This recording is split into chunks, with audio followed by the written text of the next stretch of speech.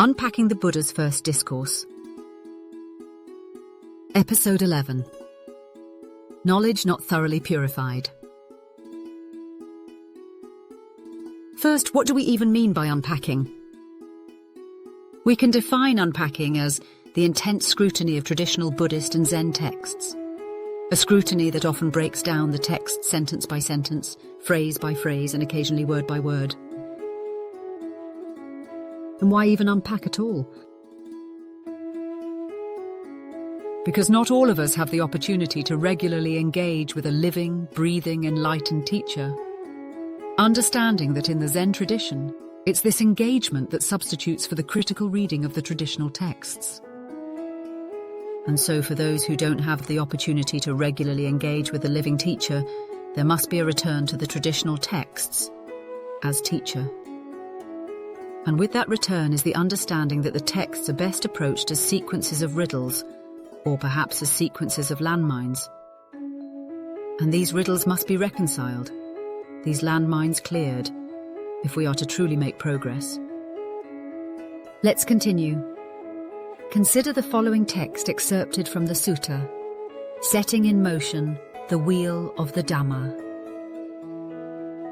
So long, bhikkhus, as my knowledge and vision of these Four Noble Truths, as they really are, in their 3 phases and 12 aspects, was not thoroughly purified in this way. I did not claim to have awakened to the unsurpassed perfect enlightenment. In this world with its devas, Māra and Brahmā. In this generation, with its ascetics and Brahmins, its devas and humans. And in aiding in the unpacking of this brief excerpt, we might consider a handful of questions. First, what does the phrase 3 phases and 12 aspects refer to in the context of the Four Noble Truths? And why is it significant that they be thoroughly purified? Next, why does the Buddha emphasize the need for knowledge and vision of the Four Noble Truths as they really are, before claiming enlightenment? How does the inclusion of devas, Māra, Brahmā, ascetics, and humans expand the scope of the Buddha's awakening? What might this imply about the universality or significance of his enlightenment?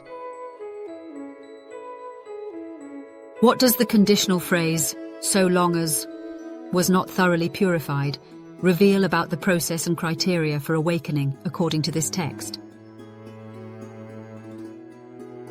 And finally, why might the Buddha have chosen to emphasize the non-claiming of enlightenment until a certain condition was met?